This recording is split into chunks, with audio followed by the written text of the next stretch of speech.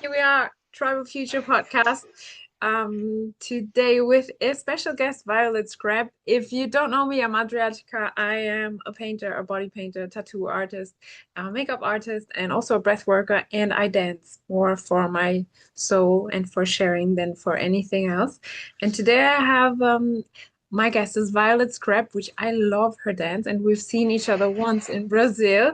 She is a dancer, a performer, and a dance theater explorer. So welcome, Violet. Tell us a little bit about yourself. Thank you so much for asking me for this conversation. And also thank you for doing this because I feel like it's very important to have conversation about dance, not only um, class and it's something like a form of relationship that is not happening a lot. So thank you for Yeah, the yeah. initiation of this. No, thank you. You're welcome. I think it's also important that the dialogue and the education that happens through it is the main reason that I did it. And actually, this is part of a research, my research, but I hope that it will serve everyone that watches this. Yeah, Yeah. thank you then for sharing it. So, here I am. I'm Bella Scrap. I've been dancing for the past nearly 20 years of my life. And I like to say this more than I am a dancer because I feel like it's more an activity that I do more than an identity. It's complex. I feel the relationship with the identity of the dancer, especially because I sit not very inside the form of dance in a certain sense academically or even aesthetically. Like there are many reasons why I don't feel at home in the dancer category, but this is the thing that I've been doing for most of my life. So so that's something. And That's something, um yeah. I yes, I mainly do fusion belly dance. My other roots are in urban dances, so hip hop, popping, some house. I've done a little bit of everything. Um, and lately, in the last 7 years, I've been studying intensely dance theater.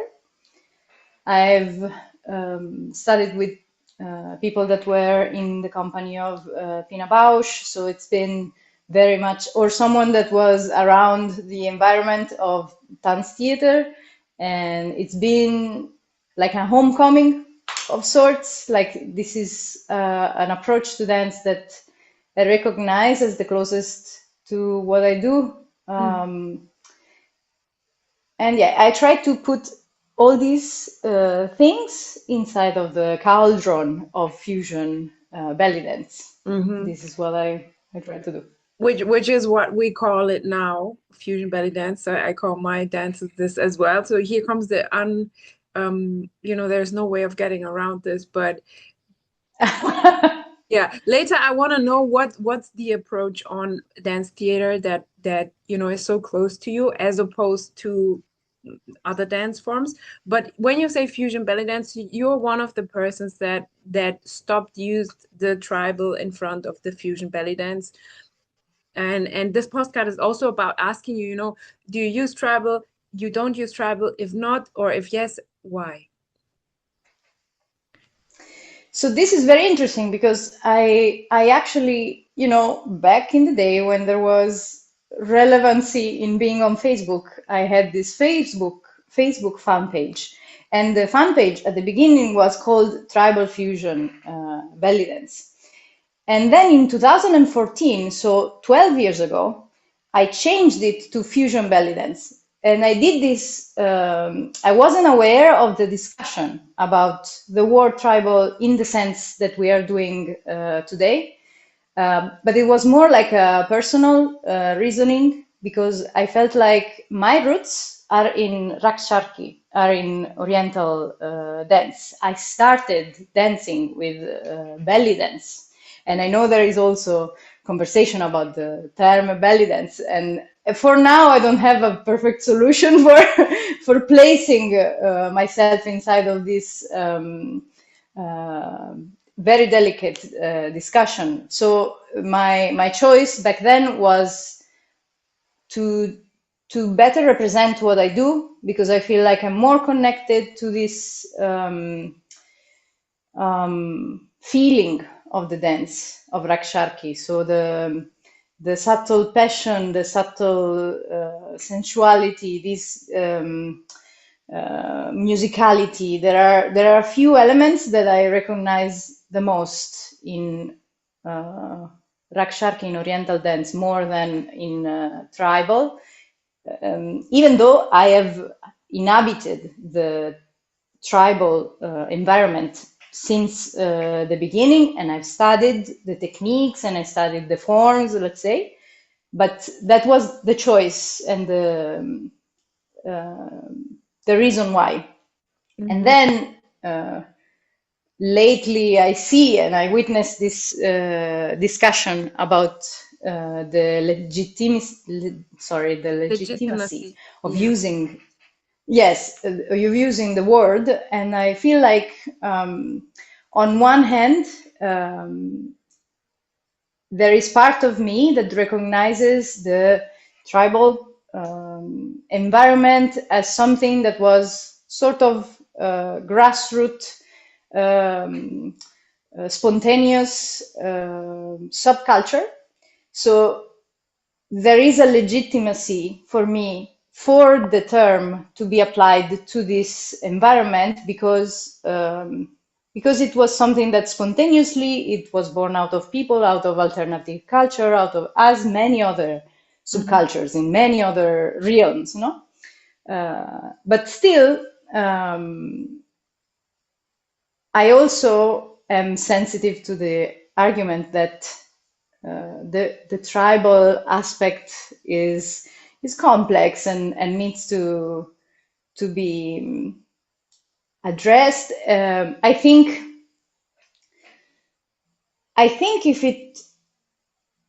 if somewhere inside of the dance form there was a little bit more cultural awareness of these sources, there will be more dignity in the use of the word tribal, because um, it does take aesthetically and it does take on many levels from tribal culture. But I feel like this is something that is not really discussed and it's not really centered in our world. It's something that it's kind of washed over with the use of the aesthetic, but not the culture that the real material, the real human material from which it comes. So in that sense, if there is any growth coming out of this attention of naming and respect of the sources, it's a very good thing that we're, touching this Yeah. argument. I don't know if it makes sense with the Yeah. progression of the reasoning. No, no, it does make sense. I think it's a very thoughtful answer. So thank you. Because many things that you touched on, I've spoken about also for people who are watching this, or maybe if you're interested. I spoke to Deepika Vijay, who is an Indian dancer, and she really gave me goosebumps all over about the topic Mhm. tribal, because she doesn't want to stop using it, because she says if she stops using it, then she erases a part of her history, which is related to, the some tribes in India, which tribal fusion belly dance borrowed the aesthetics from. And then Yes. yeah, and then there are other people like the with Elizabeth Medina, the last interview that I did. She's an Indian fusion dancer. Sorry, she said she doesn't want the name belly dancer in it because she feels that Raksharki, or that Oriental dance, as she refers to, she feels more that it's the state of the art, which is similar to what you said that you feel more that, you know, the feeling and the what you do and the way that you do it is more represented. And yeah, so here we are talking about it without, you know, in a harmonious dialogue. That's what's important for me, I Yes. think. Yeah, to hear different Yeah. opinions also, because it's not like, you know, people, most dancers, most of us that come from that scene and from that time, we have a sort of like, we're almost like having a bipolar personality. So Yes. Yes, absolutely. yeah, so sometimes it's this, sometimes it's that, and you know, this is also to like finding out where this is going. So feel free to add anything to it, and then maybe go over to, you know, your exploration, because if you haven't watched Violet dancing, you have to watch it. I've never seen anyone dance like that. And maybe it comes from the, what did you say, where you feel home in the approach of movement. This is a very interesting, big question because I don't know if I have a home that is specific in one style. You know, like there is something that I'm for sure resonant more than anything else. That is the process of training presence that dance gifts to people that dances, and I feel like this you can double into it with different practices. Like you could double it with martial arts, with yoga, with other physical practices. But there is something about dance, maybe the connection with music, the fact that you do it with other people, not in contrast with other people. You know, like it has a specificity that I don't know. I think it's what it was meant to be since forever, you know, like this is what I resonate with, and I feel like certain pockets of dance culture have this character. Some parts of urban dance have more this than modern or ballet, or some areas of contemporary have it, some others do not. Um, Dance theater can be extremely a practice of presence. So it's somewhere that I find this at, and I feel like Raksharki, maybe also because it connects with the feminine aspect of the shape of the body, of the sensuality of movement, of all these things, which we can discuss forever. You know, like the discourse of feminine and masculine, and Mm.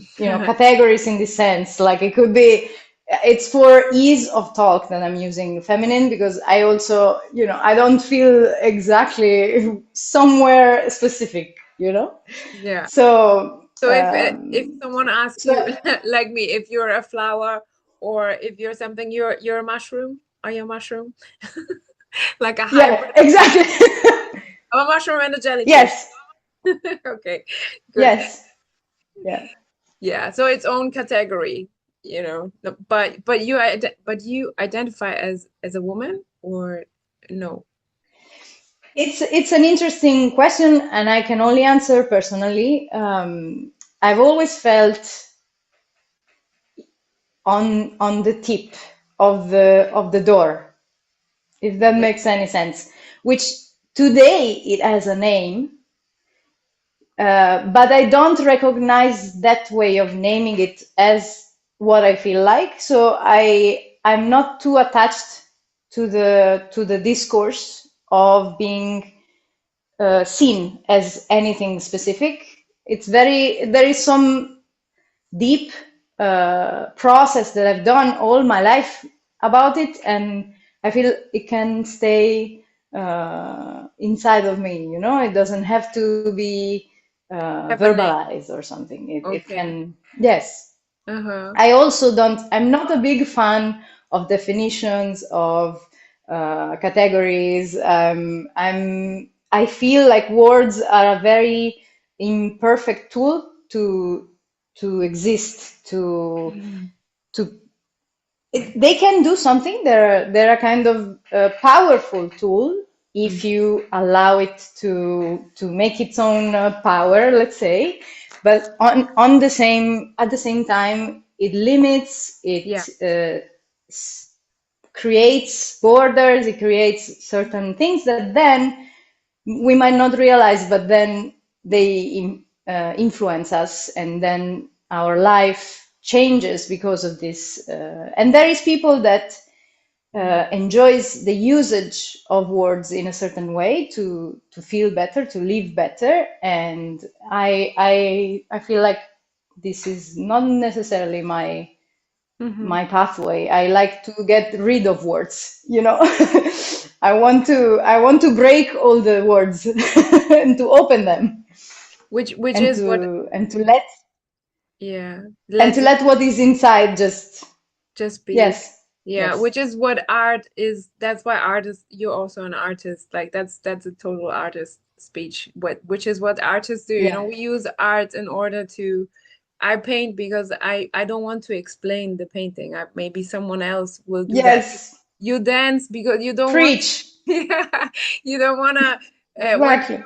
when you dance, that's a language. That's a form of a language that is, if you translate the dance is like you translate a joke, and then it becomes yeah, it's not Yes, this source. And also I feel the same about what people call, God or the divine or universe, that as soon as I have a name for it, I limit the this everything. absolutely. Yeah. Yes. Yeah. No, that's great. But wait, you grew up you're from Italy, so you have, there is a word in Italian that I learned with the Italians that is called sfumatura, which is something, Sfumature. yeah, that it doesn't Yes. exist in other words. Like I speak German, for in German there's no sfumatura. There's a black and white, There's no can you explain what I mean? Shade. Shades. It could be shade, but sfumatura is more specific because it has shade. Shade is maybe a little bit more, I don't know, slightly different. But Hmm. sfumatura is really about the in between land that Hmm. you cannot define. You can only witness the in between if you take acknowledgement of both things where it comes from. So yes, it is definitely about sfumature. Yeah. A sfumatura, it's more than one. Um, Yes. Let me see what else you wanted to talk about art. No, I'm gonna open this up about the paintings before I go into the body. Or maybe one other question before we go into like the broader Yeah. what art is. Maybe which traditions or cultures have influenced your work, aside from what you've already mentioned, which are more like disciplines that you went into and like concepts, but which other traditions or cultures have influenced you? It's infinite. I'm really omnivorous culturally in the sense of I am very passionate about human beings and the way that we find ways to exist and to interact with living and the world and languages and I don't know, like my main biggest inspirations are, as I mentioned, Middle Eastern, even Sufism, Mhm. spirituality from all over the world. I try to pick a little bit. I'm a big taster of things, you know. I try to know, at least encounter, let's say, most things that I can. I'm very curious about Eastern spirituality. I'm very curious about um, Sufism. I'm very interested about all traditions that have explored relationship with the body, relationship with spirit, and I'm also I have a strong recognition with Japanese culture and with Chinese philosophy, Chinese traditions. So I don't know. I try to go where I resonate, and it's a big world. I try to be respectful of all the sources, and for this, I try not to consume um, what I find. I try to not put it into like a, like a badge that I own, like I try to witness and see if there is resonance, if there is recognition, and Hmm. but I'm extremely no borders about it, like I'm You are, curious about the world. yeah, you are what um recently a makeup artist told me that she's a Brazilian too, like me, and then people were like, oh, you don't have a dialect. It's because I became a cultural sponge. I think literally is that you Yeah. like, and then you take what Yes. resonates with you, and then but then you cook your own thing. Yeah. Yes. Yeah. Yeah, exactly. I think it's Bruce Lee said that once. He said like take you take what you need and you kind of release um what doesn't serve you, which doesn't mean that we don't have to research, the cultures. I remember that what like I don't know, Yes. or 10 years ago, I went to your homepage. You don't have a homepage anymore, I think, but I went to your homepage and it said something like, or a blog or something. And it was something like, "You're not a gypsy. Like, stop calling yourself a gypsy." I was just thinking Yeah. about it. I was like, you must have been so mad about something. Like, what happened that you...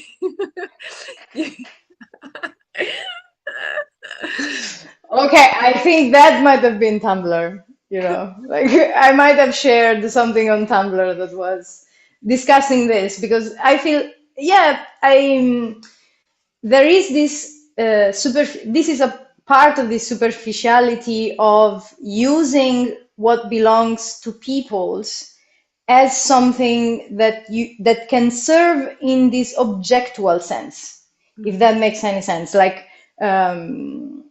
it's something that you can just take and place as your own, like you reproject it out as a thing. And instead of being like, okay, this is a place with peoples that were born in this, like that you cannot claim if you weren't part, no? In this sense, I think it's something of respect, but at the same time, I am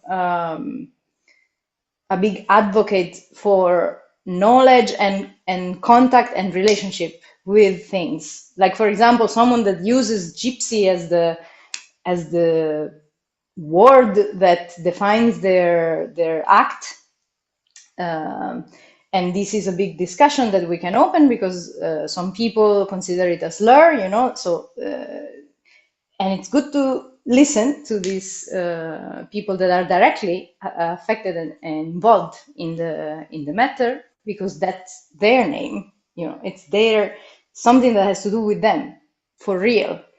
And I feel like there is a lot of superficiality in this creation of a persona, creation of a moniker, an illusion sort of self that then you dream to project into others, and gypsy is one of those words that gets used a lot to do this kind of thing, let's say, and I feel like it's still part of the fantasy of naming oneself, of creating this image of self, which is the biggest issue of the use of words, in my opinion. Yeah. But just like with other things, like with basically cultural appropriation that happens, like, in the dance, it also happens in I talk about this in, I think with Deepika, it was in the interview about, it happens in fashion. In fashion, is Yeah, even worse, because then they literally just take the looks and they put it on and then they sell it, so you yeah, you make a profit out of it, and then I think it's really complicated. But but also when you just take the name gypsy, because for some people it's offensive. Some people describe themselves as it. In Europe, there are a few groups. Some people say Sinti and Roma, but that's just one of the groups. There are so many others. You know, the people who are into flamenco, there are a few girls here who went into flamenco. Yeah, They also call themselves gitanos, which is then translated to gypsies. In yeah, German, we say Zigeuner, which is a word that actually has a negative uh, relation because it comes from an older word that says ziehende Gauner. So yeah, the thing with the gypsy, like it's part of the looks were influenced by a lot of like tribes. Some of these tribes are nomadic, some of the tribes behave like um but I know. So the problem is taking those images and not actually relating to the people that call themselves that. And then depending on the language you speak, it's also problematic to even use that word. But I think gypsy is one of yeah, the most harmless ones, like in English, yeah. because yeah, in Spain, for example, they call themselves gitanos. I don't know if I don't know if in Italy, I don't know if a lot of other ones in Europe actually. Gitano is the same. Gitano Ah, is the same word, and but we have the slur, which is zingaro, which uh-huh. is closer to Tsigani, maybe, I don't know, like the root of the word, I'm not sure. Mm-hmm. But it's the like Gitano would be the more the less negative word Mm-hmm. that you could Yeah. use to describe this. Yeah. Yeah. We only have 10 minutes left, Yeah, and I have like we could talk about this like for 3 hours. yeah. No, I think that it's so important actually that these things get talked about, because I feel a little bit like they, kind of get scarred under the carpet and nobody lifts the fucking carpet and it's a flying carpet. So we have to talk about Yeah. these things, and there's the dust everywhere and no one knows where it came from. Yeah. Um, but maybe we do a live. Maybe we do a live about, about this and about cultures, because now I have so many questions I want to ask you. Yeah. You answered a lot of them already. Like I have here, how do you navigate inspiration, respect, and cultural exchange? You sort of, you answered that by explaining your view on things, and it makes, the impression that you are someone who does run a research. And that's why you decided I to. try. I try to be in the same amount um, in relationship with the source and in my absolute freedom. Mm-hmm. So this is the forever Play. Yeah. work that I will need to do if I want to stay in this environment. This is the choice of the mission, let's say, to Yeah. find a way to be respectful of something that I need to encounter, and it's external to me, like something that belongs to another culture, and at the same time when it meets me and when it becomes mine because I repeat it and I start to have knowledge in my body of it, and we can even talk about this, like this could open many discussion about the knowledge, where it comes from Mm-hmm. and how it transfer in the world, etc., etc. And I'm also very sure that we are permeable and that encounter can actually change us. And then at that point, when we are changed by what we encounter, it becomes us and it's not separated from us anymore. And then we have a right to exist and express the existence of this transformation. And this is what I try to do. No, that's very This good. balance. Yeah. And I think that freedom, like yes, 100% to everything that you said. And um someone I interviewed with is my teacher from Brazil. Her name is Kilma Farias, but I did the interview in Portuguese. She says also something similar to you, that I feel also when music, even when music hits us, the way the music hits your body, you start moving differently. And so she describes the body Yes. as a medium, and as a medium that, Yeah. processes, receives, deletes, and works on information in very different ways. And there is a thing about body knowledge and, ancestral knowledge and things that are in your DNA that sometimes get activated with Yeah. certain encounters, or just with music, or with, talks. And I would love to us to do, if you're open to it, like an IG, because it doesn't fit into the time that we have here. But Yeah. there is this other girl, Marta Eres, who was the first woman that I interviewed here. She was the one that talked with me about flamenco, and she touched on topics on trauma healing therapy, genetic, epigenetic, and I feel it's like connected to knowledge and body and encounter and exchange. So maybe Yeah. we can open it on another platform, maybe on Instagram, and talk about these things, because I think they're very like contemporary, and like Yes. epigenetic is only starting to touch on the points of, like, what where your memory comes from, because it's a really memory is a really Yeah. big thing. It's not just here, it's in all of your body. Yeah. Yeah. Yes. But for now, I want to ask you, what's your favorite artwork and the painting? Oh my God. Are you a You painter? mean in general? Yes. Yes, but you mean like of painters that I love. No, of everything. Like, it could be a movie, it can be a painting, can be more than one thing as well. Oh my God, I cannot do this. I'm passionate about many things. Um, to boil it down to one? Oh my No, God. many. I'm always, Maybe. I feel like there is a comic book artist, which was like um, he sit he used to sit because he died uh, in between the things that we're also discussing because he was French, but he then traveled to the Middle East and he was changed by this trip and it changed completely his art,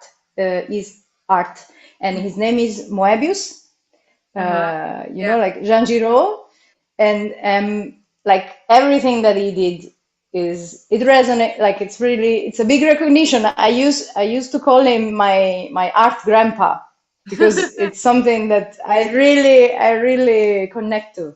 So that Mhm. would be something that I could point out as something that I like. Yeah. I heard his name, but I'm not so familiar. Like, nothing pops into my head, so I have to research on that. Um, what He it's made like a lot of what is visual language of today is mm, is a sort of transformation. He's been very influential into. okay. He also worked with Jodorowsky. Hmm. He created some comics that were a sort of alchemical representation of things. It's worth diving into. Interesting things and beautiful art. We're gonna dive into Moebius. And since this is also about the future, what is something ancient that you think humanity should carry into the future? 3 minutes. So the ancient part of dance, it's the recovery of dance as this practice of communality and connection to the body, which I think in the West we suffer more than other parts of the world because we have had centuries of erasure of the body that wasn't so present in other cultures. So I feel like the thing that is especially useful in general, and maybe some cultures don't need to do this recovery because in their lineages that was not lost, Hmm. but the West has tried to tamper with it everywhere it went, Yeah, so I feel Inquisition, like for example. yeah, and many ways in which mortified body and womanhood and Hmm. sensuality and many things. Hmm. So I feel like it's to recover the body To that has recover. been lost, and relational contact with others that has been lost, because if you connect through the body, it's a level that language doesn't bridge, Doesn't but the reach. body does. So Yeah. Yeah, it's true. I as a breath worker, I can say that, when we do this work with breath, it's like it's not about talking, it's about breathing. And when you breathe, a lot of memories come back into people. Sometimes it looks like an exorcism, and it's really interesting. For me, is the yeah. breath. I don't want us to be cut. I want to thank you so much for your Ah, openness and honesty, and I would love to continue thank that you. further. I'm gonna write you. So thank you so much, Violet Scrap. Ladies, there. Thank you. Thank you for the Thank you. chat. Yeah, I'm terrible because I will go like for 3 hours and not No, stop. you Thank are you. amazing. Yes, this is great. This is great.